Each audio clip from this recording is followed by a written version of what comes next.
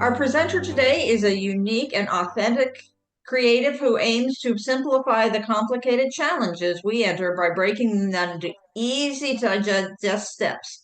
One of the challenges she will tackle is how to project proper leadership presence during Zoom meetings. Let's give a warm welcome to Angela Ardrey Reynolds, a professional writer and speaker who will share 6 techniques to help you with your presence on Zoom. Welcome to the lecture, Angela. Oh, wow. Thank you. Okay, so we are here today not to learn about tech of Zoom. I am so over classes on tech of Zoom. And we've been in COVID long enough that we got to start tightening it up a little bit. Tech is one thing, but when you get into a Zoom call, have you seen some funny sights? I know I have. And it's just like, whoa, whoa, whoa. Can you see I'm here? I mean, I am seeing what you're doing. I'm hearing what you're doing. Well, today we're going to learn just 6 quick tricks. And I see you got me tongue-tied. 6 quick tricks to make you appear like a leader, like the leader we're supposed to be in Toastmasters. And I want you to bring that forth into the meetings that you're in. And this is easy stuff. And it makes a huge difference when you're in a Zoom meeting. Okay, so here we go. Step 1, technique 1. Where's your head at? Where's your head at in the screen? Here is the quick tip. I got to stop that. So quick tip. Put 2 hands on top of your head. It should be between here and that top of your box, your little box. This will make sure your head is in the right placement on a Zoom little box. So I do this, I'll get into a meeting early and I'm checking, am I here? Am I where I'm supposed to be? This keeps you from getting your head chopped off. It keeps you from being a talking head. I can't even get down that low, but I see some people, I just see their little head down here. Yes, Hector, you got it right. And I'm like, where is your camera positioned? So 2 hands, real easy, 2 hands. Okay, that gives you the correct head placement inside your monitor, your camera. The next thing is, where's your eyes? I know I still have to work on this. I have a tendency to look down at y'all and I don't look at the camera. So I made me a sticky note with eyeballs on it. And I got the sticky side here and I put it up here by my camera. And let me tell you why. When you look directly into that camera, it affects the people you're looking at. One thing about Zoom is we have this disconnect now. We're all in our own places. And so we're not having the eye contact like we used to have. So when I look into the camera, I'm looking into your eyes, even though I can't see your eyes looking into me. I'm looking into your eyes. If you are a leader, especially in management or up in the upper levels in any kind of company, or even just in Toastmasters, when you look directly into that camera, you are triggering their brain. And it is saying, she's approachable, she's trustworthy, she knows who she is, she eludes confidence. Okay, so that is what's important, to do that direct eye contact when you are the speaker. Now, when you are just a participant, yes, you can look at the other people in the room. That's not the issue. But when you are the one in charge of giving out those words, look into the camera, the dot. And somebody gave me this piece of advice. They're like, Angela, treat your laptop like it's a human being, like it's a person. Don't get up close. Sit back. Here's a rule of thumb. 1 hand, 1 arm, and then a 4th. That's how far back you want to be from your monitor. Okay? You want to be an arm and a 4th of an arm away from the camera. Because if you're close, what happens when somebody gets real close to you when you're talking face to face? They're in your space, right? And what does that make you do? You get like an anxiousness inside of you, and you're trying to suppress it. Well, if you're a speaker and you're up here, you're in people's space. And they might not realize they're uncomfortable, but they are uncomfortable. So keep a good distance. Stay back here. They want to see your arms. I hate virtual backgrounds. I'm sorry. I fade out, but they want to see your arms. They want to see this sternum to head. That's what you're shooting for. Sternum to head. They want to see that. You treat it like you're in a conference room and you're sitting across the table speaking to another executive or another member. That's a healthy distance. That's the comfortable distance that you will have if you stay back from your monitor. So 2 hands above the head, keep your distance, okay? Stay out of that close personal space. And here's the third step. Now, this is if you're a speaker, step number 3. They always have this controversy. Do I stand? Do I sit? I get dinged on this sometimes when I give a speech in Toastmasters. Oh, you should have stood. No, I'm not standing. I sit. I choose to sit. So this great debate, stand or sit. No. You know what I do? I sit with energy. That's how I do it. Zoom is an intimate space that we're in. I'm not going to stand back here. All of y'all are sitting. I'm going to sit with you. I want to be with you. So I sit with energy. I'm going to teach you how to sit with energy. Engage your abs. Sit on the edge of your chair. Don't sit back here like this because you get relaxed. You get a double chin. And people can tell you're not participating. But sit on the edge of that chair. Square up your shoulders. Make sure your abs are engaged. And you want your back off the back of the chair. Like this much. I mean, you want to be on the edge of your chair. And what I do with my feet, place them on the ground and I stagger them. They're like my kickstand. I'm like leaning into my feet. So they're on the ground like this, one in front of the other. And I'm sitting with energy. I have my volume. I'm able to use my hands. And I'm not all over the place, pacing. My camera has me here. If I'm up, I'm pacing because, yes, I still get nervous when I speak. And my tendency is I pace. So I'm planted right here. I'm not going anywhere, but I still have this area for my hands. So you got 2 hands here, look directly into the camera, 1 1/4 arm lengths from the camera, and sit with energy with your back off the back of the chair. Now that is if you are a speaker. What if you are a participant? You know, there's actually rules to being a good participant. Show of hands. How many people have noticed when people are not engaged, listening? Yeah. Okay, so I got 3 points for you here. I know I'm going through these quickly. I feel like these classes go fast. Number 1, be an active listener. An active listener. And you know how to be an active listener? Put your phone down. Get rid of the distractions, okay? Put the phone down, close the windows, and just pay attention. When they go to talk, you kind of lean your head to the side. That means you're paying attention. Your eyebrows raise, you're paying attention, okay?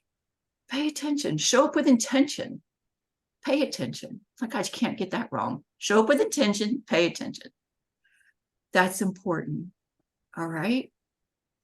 The next thing is your background.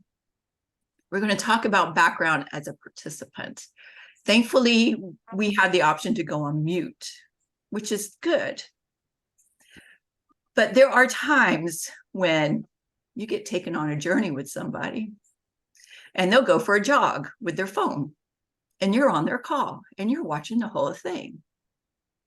They don't care. They're paying attention to what they're doing, not paying attention to the speaker. Or they have the catwalk across the thing, which, you know, it's common to see in Zoom, in Toastmasters. But let's just say you're in an interview or you're in a board meeting at work. You cannot be having stuff like this pull you away from what's taking place. If somebody's getting up there and speaking, you owe it to them to listen. So, hey, what's going on back here? I know they call it brain noise. And they teach us speakers, you have to act like everybody's drunk or high, because that's what happens when brain noise is going on in a person's head. So when you get up to speak, just go ahead and pretend all your participants are drunk. And so you got to over exaggerate and just almost like put on a show because you're trying to keep their attention. And I'm like, God, that's terrible. That's terrible that we are to that state now that we're having to treat everyone as if they're not paying attention to us or if they are under the influence of something. I know for women, just for me, I hear the dryer go off and I'm like, oh, the clothes, they're going to wrinkle if I don't go in them. So my brain's already being pulled away because I heard the dryer go off. Or I hear the coffee maker shut off and I'm like, oh no, I still wanted one more cup of coffee. Now I got to go reheat it. So speakers are constantly dealing with participants that have all this going on in their brain. So how do you shut it down? You got to shut it down. You have to calm it down, the environment around you. So it's our job as participants, even in a Toastmaster meeting, let's take out, we're in that space now. What would happen if you were showing up in the meeting? Would you have all these distractions going on around you? Would you feel as though the speaker was having to deal with you just not say spacing out, but you're being pulled away from what's being done here in the meeting? So just be mindful. And of course, you know the rules. Please don't eat your cereal in the meeting. Don't eat your soup. Don't, don't crunch ice. Don't eat potato chips. I mean, some are like, well, I'm hungry. Well, I know, but it's not being considerate, because when you're on this Zoom, we are all watching you. And if I'm watching you, that means I'm not watching this speaker. So there's just little things like that. I know y'all have all seen this. They make bloopers on TV about this stuff all the time. It's quite comical. I know I have Googled many over the past week as I was getting ready for this. But yeah, it's easy. Just behave. It's easy. Just behave. Okay? Behave. All right. And then here's the big one. This is number 6, but it's part 3 of being a participant. What do you think happens when you get bored or you're not paying attention anymore or your thoughts go somewhere else? What happens to the face? Do you know? You go, I mean, it drops. They have a word for it, and I'm not going to say it. I'll just say the initials. It's called RBF. And you get this look like you don't care, like you got a bad attitude, like you're angry. You become unapproachable.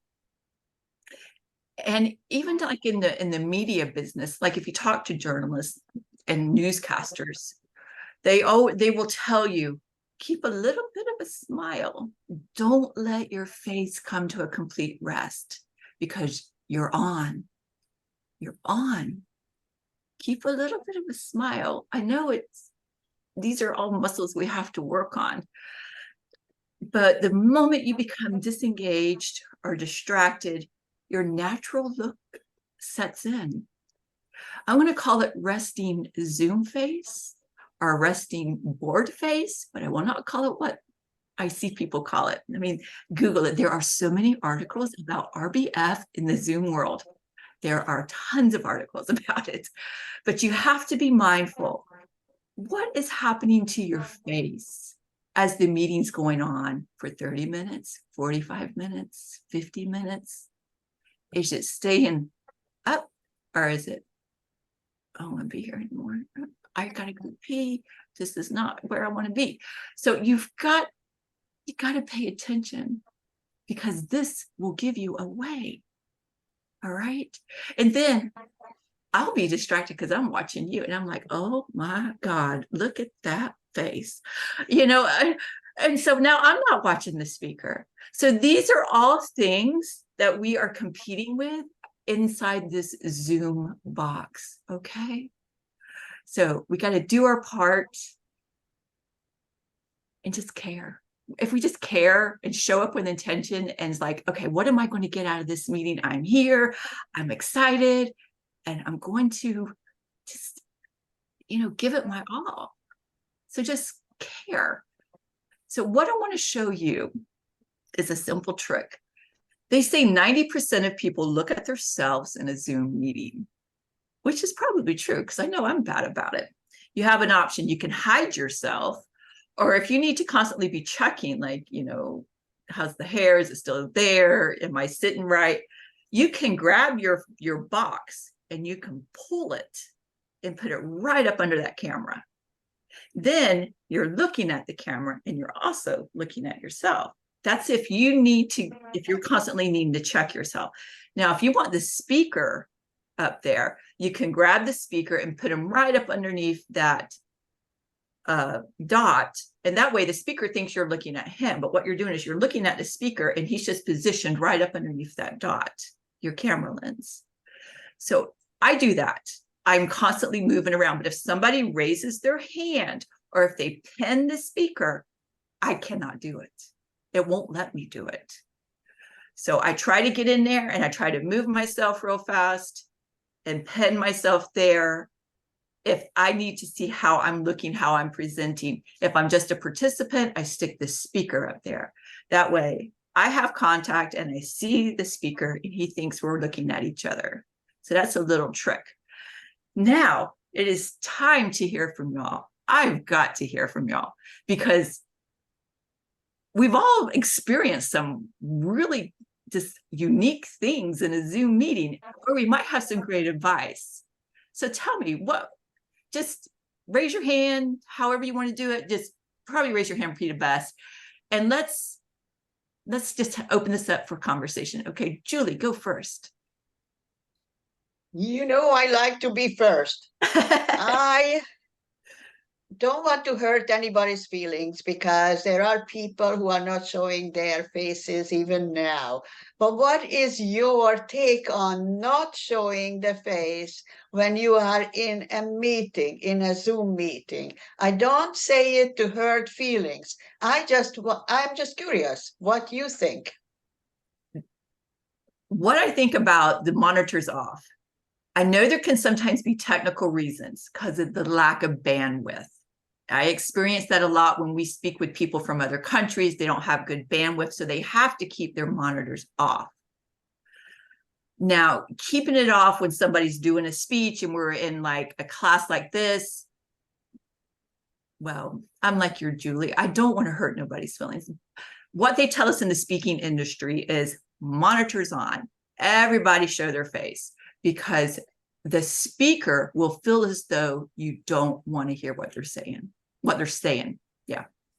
So the monitors help us. With the monitors on, speakers are able to engage more because we can see your reaction.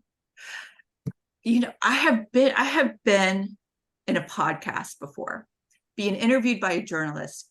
His monitor was off, mine was on, and here he's asking me questions, and I'm having a hard time reading how my questions are coming, how my answers are coming back to his questions. And his thing was, I can't turn my monitor on because I'm having technical difficulties. So I'm like, okay. But still, it affected me as a speaker. It's just like, is he like making fun of me? Does he approve of me? Am I getting a head nod? Is he looking around the room? Is he not interested? I could not read how the podcast was going. So I like monitors on, but because I've been doing speaking for a while, I'm just like, you know what? If you don't want to show your face, it's okay. I'm still going to tell my speech. So that's me. But in the speaking industry, they say keep the monitors on. Okay, next, Hector. I was just curious because you mentioned to use the length of your hand. Length of the arm. I'm sorry, arm. Yeah, length of the arm. I'm out here. When I see myself on the camera, I feel too far, and I'm afraid my listeners cannot see my expressions or what I'm trying to share. Can you take your camera and angle it down a little bit? Because you are like only like halfway, and see, that's better. That's better. Okay. I like that. So are you set? You feel as though you're set too far back, or do you? I feel it's too far back. Maybe I cannot see myself, but I don't see my expressions in the camera, and I feel people listening to me cannot see my expressions either. And that's what I was curious about. I'm a little, yeah, and that's just an arm. If I go further out, I feel. I still think you need to pull your camera down a little bit. Oh, that's it. All right, come closer to the camera. Come closer to the camera. Let me see you. Come closer. Oh, it's too close. Back up some. No, come a little bit more. Right there. That is better. You could probably back up just a little bit. And I can see you really well. And you can see my expressions. I can see your expressions. They're great. And you are balanced well inside of your box. I like that. We need to move my name. I appreciate your feedback. You do gotta just move it. Yeah, oh, well, we could go on and on about virtual backgrounds. Okay. Sue, how about you? Just heads up, and I mean, as an audience member, there's two things that drive me nuts when somebody has their ceiling fan and that's all you see is the ceiling fan and or a bright light. I've actually had it. I don't like bright lights, and I've actually had it where somebody has this really bright light, and I'm trying to somehow take a sticky to knock her off or something because the bright light that's all I see. So just keep that in mind. It does distract. It's sort of like Angela was saying when somebody's running, but just be careful. The ceiling fans will do the same thing. And there's people who, not myself, but are subject, and those things can set them off. So just be careful when you have a ceiling fan in the background. That's what I would add. I have some people they'll be on their phone and they'll lay their phone down. So you see the ceiling. You do see the ceiling, and in them cases, it's better that they turn their video off. So yes, Daniel. Hello. So I commented in chat that my boss actually my boss seems very comfortable in front of the camera, and he's actually always eating whenever he's on camera, which is a little bit strange, which is kind of opposite what you said. But that's not really what my question is. So at my meetings at work where I'm a participant, everybody has their cameras off, including the person running the meeting, my manager. Okay. So what would you suggest as a participant that I should do to encourage my teammates to be more engaged? Should I turn the camera on? Should I encourage other members to do that, or without being too assertive or aggressive towards my team members? To your team. Okay. The leader of the meeting is the one who sets the culture for the meeting. If the leader is like all cameras off, then that's the culture of the meeting. To start trying to shift the culture of the meeting, I think you're going to have to start at the head and go down. Like start at the leader. And, it would be odd if they're all turned off and you're the only one on. Okay. Yeah, right.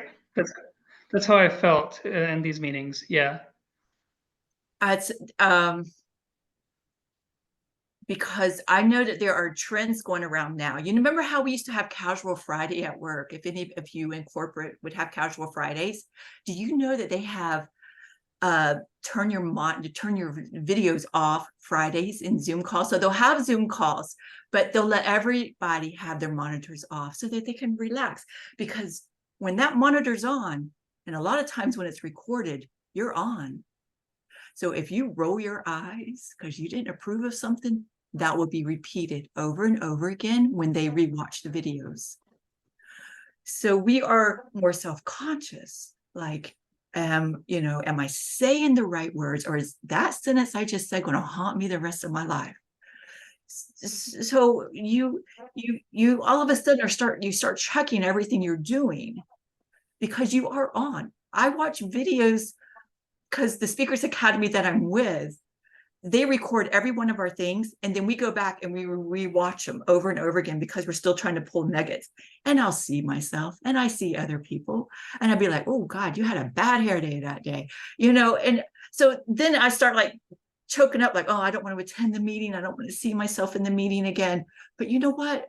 You have to get over it. You have to, I don't know, you just got to be a part of it. But it does increase the anxiety to be in Zoom, and that's where all this Zoom fatigue is coming from.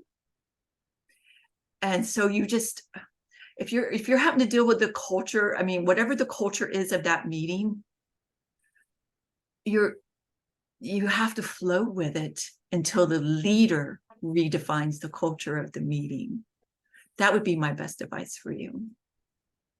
Oh, I got to go to Hector first, Julie. Go ahead, Hector. I agree with what you said, the leader. I have had the same challenges that Daniel mentioned. Everybody was off of camera. Therefore, I stayed off.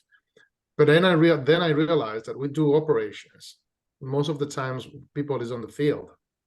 Many times, some are working from home. The circumstances are not necessarily people sitting in a desk at home or at office. And I understood that gave them the freedom to still participate, still be engaged without the concerns that you just mentioned. You're more self-conscious. One guy mistakenly turned on the camera and he was just laying in bed. Yeah. At a meeting with a higher management. I don't know. He was called out to stay at the Zoom meeting. I just left because I thought it was an observation. So I think it's the leader sets the example. I like that. Yes, I have seen some people have their cameras on and they forget, and they are doing something that's not appropriate, and the camera is just like, oh, I cannot unsee that now.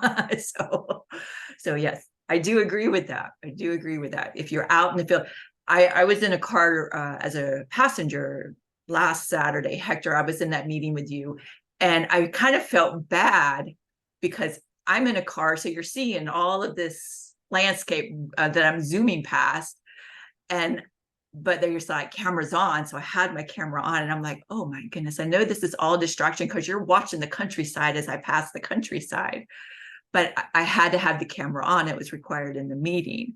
So yeah. You just have to deal with the situation you're in and the moment that you're in and what's required of you. Edgar.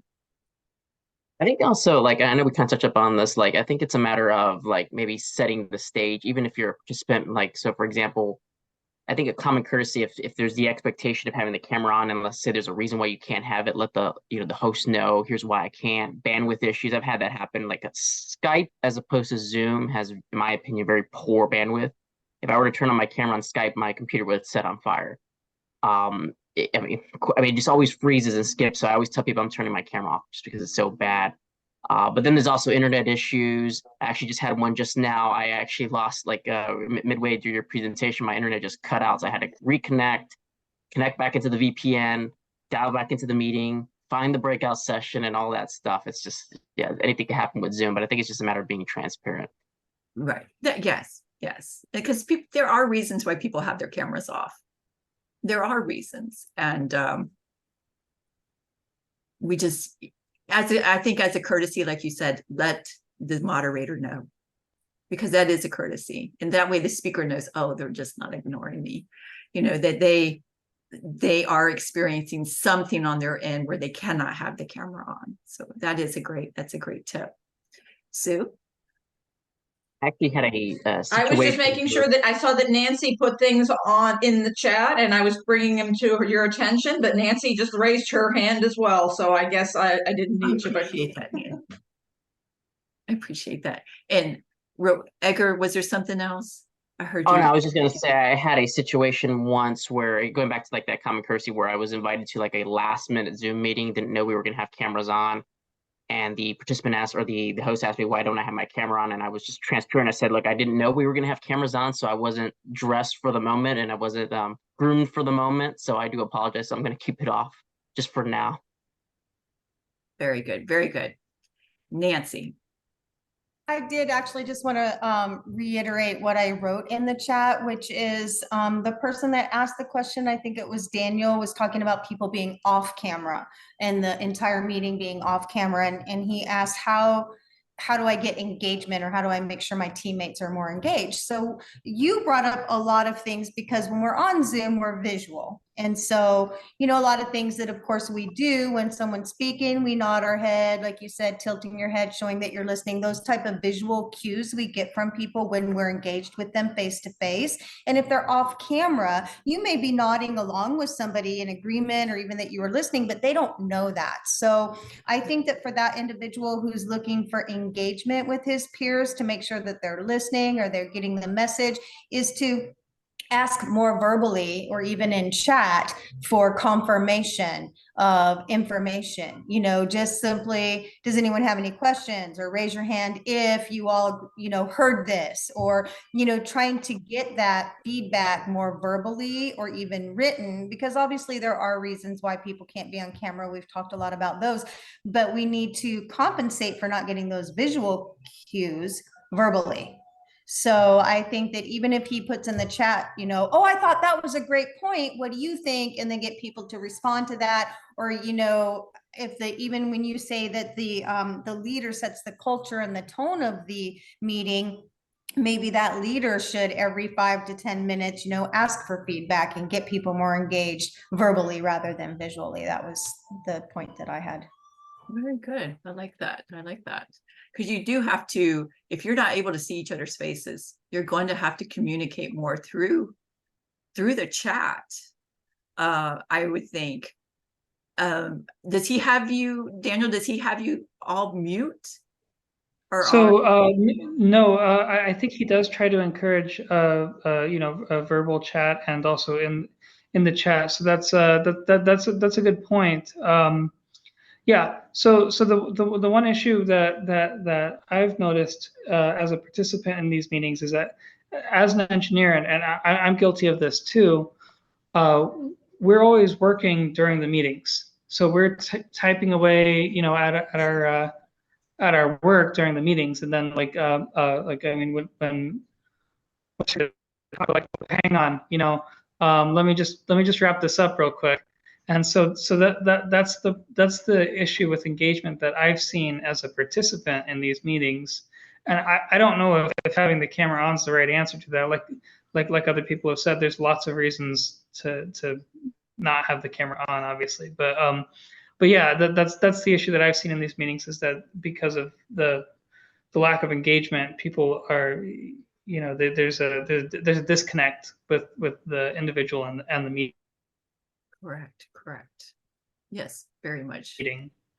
All right, Stan, you're on mute. No, I can say something. Actually, Okay. I was going to say something to Daniel when you answered him. Absolutely, Angela is right. It's the leader who decides what is going to happen during the meeting. But next time when you are conducting a meeting, you are the leader, you can say up front, I am asking you, because this is my style, to turn on your screen and do your own version of the meeting and show an example how much more effective your meeting is. I will say something not so nice, but when people say that they can multitask, it's a misconception. You should read some books about what it means, multitasking. You cannot, the brain is not structured in a way that you can multitask. You can jump from here, this task to that task to this one or that one, but you are not fully engaged when you are so-called multitasking. I don't want to hurt anybody's feelings because my husband is an engineer and he can multitask, obviously. Back to you, Angela. What I want to add to that, Daniel, if you ever schedule a meeting, or anyone in here, when you schedule a Zoom meeting, as a courteous little remark, put in there, this is a cameras on meeting, or this is a cameras off meeting. You get to, you set the tone for it right when you send out the email to the participants that you're inviting. And you can say, hey, all cameras on, this is important, we need to see each other's faces, or let's take it easy, this is just me giving some instruction, cameras off. So you have a chance at that point to set the tone for how the meeting's going to go, so that you don't have that awkwardness. Hey, turn your camera on, turn your camera on. You don't have that awkwardness because it was written out in the email. It's just a little tip. All right, I want to circle back to Stan. Okay, I just wanted to say today I had to turn my camera off a couple of times because I'm in my office and I had people that would walk in. And one of the things that I use here is you can see the clear background or the blurred background. And that way, if a customer comes in and the background's blurred, you can't really see the other individual that comes in, but still yet.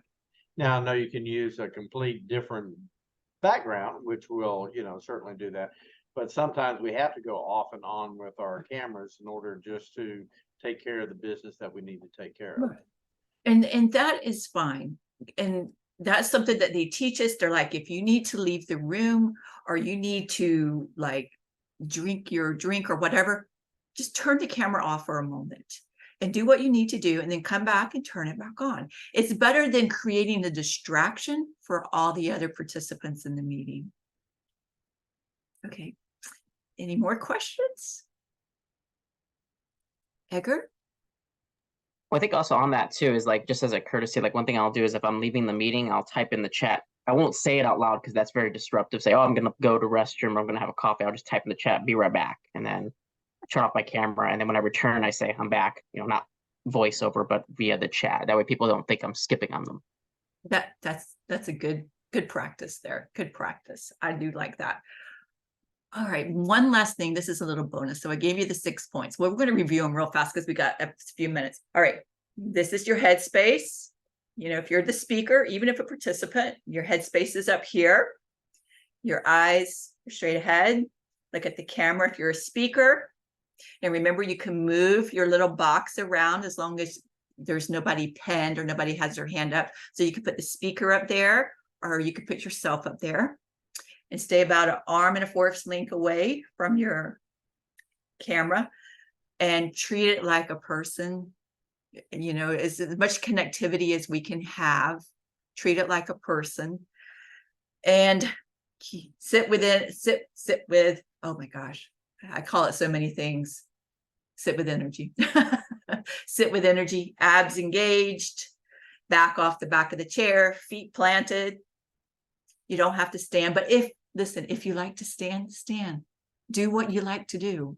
There's no rule on standing or sitting that says you have to do one or the other. I mean, I do see people write, oh, you got to stand, you got to stand. I see people write, oh, you got to sit, you got to sit. No, you do what you like to do. What are you comfortable with? Okay. And if you choose to sit, just sit with energy. Okay. Just sit with energy. And all of this stays in its right place. Your shoulders are down, you're kind of back, you're leaning onto your pedestal feet, your kickstand feet, kind of leaning on them. So then the listener, the participant thinks she's engaged, or the speaker, she's engaged. She's listening to me. Okay. And then be an active listener. Show up with intention. Put the distractions away. Okay. And then think about your background. What's distracting you as being a participant? So think about that, because whatever you're going after or getting involved with, everybody's watching you do it. And then the last part was watch your face. Watch what your face does. Check in with yourself. Make sure you still got that sparkle in your eye, that look. Don't check out, okay? Because everybody sees you doing that. Now, here's my last piece of advice. And it's when they give you a break, like in between these meetings today, they try to give us a break, but when they give you a break, do not stay at your desk and scroll through your phone or try to write emails and stuff like that. Get up, stare out the window, walk to the kitchen, get a drink, move your body, because your body needs to reset. And when you get up and move, you're getting oxygen to the brain, and boom, your creativity kicks back in again. Your attention kicks back in again. You can focus better. You can problem solve better. But if you stay at that desk and try to multitask in between the meetings and you just sit and sit and sit, it's going to wear you out.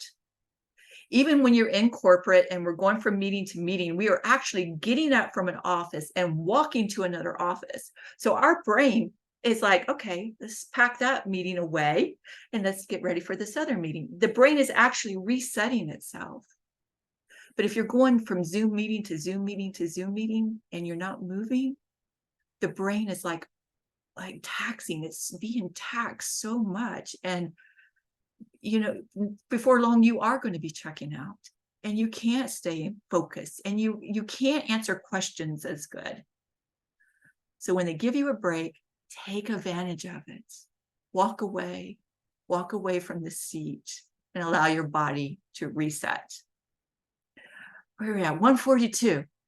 All right, we got a few more minutes. Sue, I know you have an evaluation form to put in there. Is there any other questions? We got a few more minutes.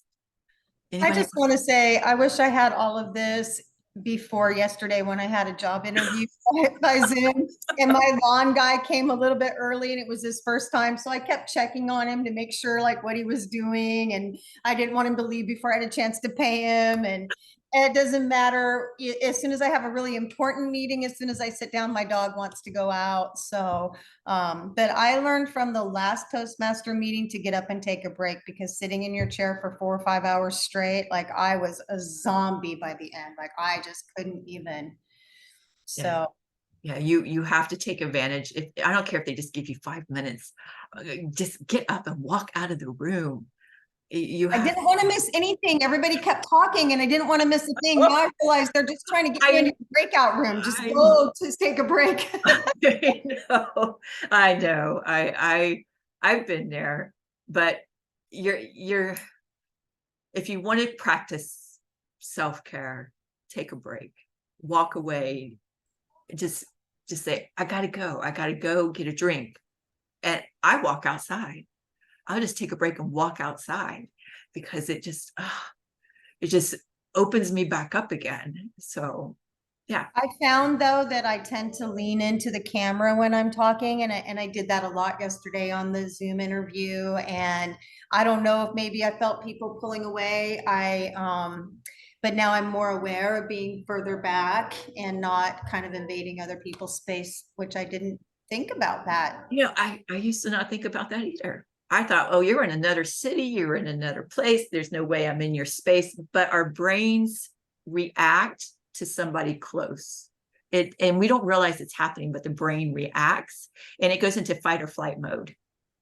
And we don't realize it's happening. And if you were standing there, I would just step back. Yeah, exactly. We don't stand we don't stand that close. Yes, Hector. Be aware of cultural perspectives. Caucasians and mainly in America, people tend to keep distance and keep the distance. We tend to get in trouble, Hispanics, because we tend to get closer. and we tend to invade what people call my space, the private space. But it's cultural. If someone is too far or stand off or staying away, it's like, that is interesting. It might be interpreted differently. That we is tend to touch more than people do, and we sometimes get in trouble because we come and say, how are you, pet somebody we just met, or say hello. Instead of shaking hands, we pat somebody on the shoulder and that is don't interesting. touch me. But it's common in Hispanic cultures, and I will That say is interesting. Mediterranean, at least Italian, Spanish. It's maybe something in Northern Europe, they're colder. Well, And I say this respectfully, just as a difference. I'm glad you Be brought that up. mindful of your audience and get to know your audience, with sometimes it's Right. mixed, and you may have to play a little bit with that mixture. Very good. I'm glad you brought that up. That gives me things to think about. Yeah. I have And to then read some you're more. gonna research, let me know what you find. Yeah, I'm gonna have to. I'm just gonna. I don't know what to ask the next time I'm at the speakers camp. Is like, hey, because I mean, I already asked about, what if we have like handicap, stuff, situations like that when somebody can't hear or they can't see, and we're in these Zoom calls. But I never thought about the culture. That is really good. Daniel, you got a question? Yeah, actually, I wanted to chime in on Hector's comments about culture. I do work in a global team, on a global team, and we have a lot of people in Europe and in Latin America, and it's absolutely, the culture is absolutely an important point when we interact with our meetings, and I appreciate Hector bringing that up. And it's something that I've noticed too, that there's different ways that the cultures interact. I mean, for practical purposes, my team's main concern is, timing of the meetings. But I think that it's very important to keep in mind, a lot of even there's language barriers that will say some things, and the member of the other culture will not understand what we're saying because we're using what do you call them, idioms. Yeah, and it's kind of, yeah. So I do appreciate you bringing that up, Hector, and being aware of our cultural differences. That is, thank you. Yes, I appreciate that. Appreciate that. Well, I know we're coming to a close. We can talk for a little bit longer, but I don't, in case anybody needs that break before we go into that last half-hour session. See, I did learn. May not have always had but let's give everybody, let's give a round of applause to Angela for an amazing presentation. I think we all are going to go into a meeting and we're going to be doing this and this, and people are either going to get it or not. But maybe if they start seeing us do this, they may ask, so we can become ambassadors of Zoom. So thank you, Angela. Thank you. Again, I put the evaluation in the chat. If you didn't evaluate a previous session, the exact same link. So just log in, log off. You can use that for everything. It also links to the keynote presentation as well. So again, thank you. If we want to hang on for a little while, I just didn't want, in case somebody feels like they need to leave, I didn't want to hold anybody up. So thank you. Thank you, Sue. You did a Thank great you, Angela. job. That was really good. Thank you. My challenge is the hybrid meetings. Oh, There is yeah. only one meeting that I like hybrid, who set up this setup to see who is in the room and who are on Zoom. There is only one club that does that, and I really, on the West Coast, I really like it. By the way, the people who are in the room cannot hide their faces. They are there. What club is But it? that's another challenge, the hybrid.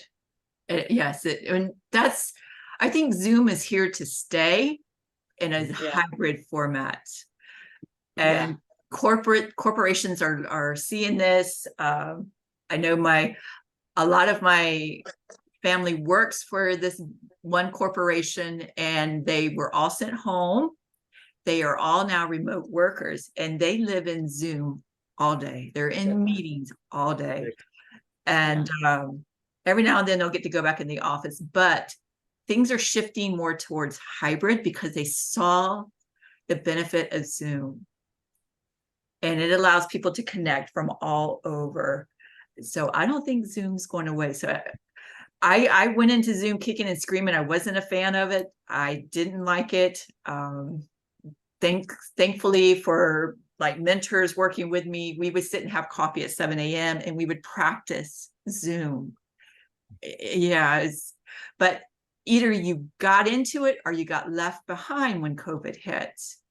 And many of us just like, I don't want it. We're coming back. Don't worry. No, we didn't come back. So we shifted to Zoom. So each week we are being trained how to present on Zoom, how to be a speaker on Zoom. And now they're teaching us how to be a hybrid speaker to make sure we're engaging both audiences. We have participation happening from both audience. It takes that is a skill. Let me tell you, it's a skill, because you forget about the people on Zoom when you're in, you're face to face with a big crowd. You forget there's people on Zoom. And keep in mind, I'm going to add to that contests this year are hybrid. They're all so you will be having judges in the audience and you'll be having judges in place. And so that's these type of things will probably be on Zoom. I mean, it's still being hybrid, but it hasn't been official. But yes, practice now for contests. And yeah, the biggest thing is you have to practice standing in a box area. You don't have that big stage.